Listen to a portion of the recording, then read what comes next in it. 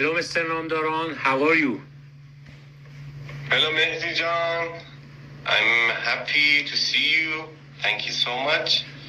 I'm a little bit better, still recovering from the shock we had in January in Iran. So it's very difficult to smile. So that's how I feel these days. Thank you for asking me that. How about you?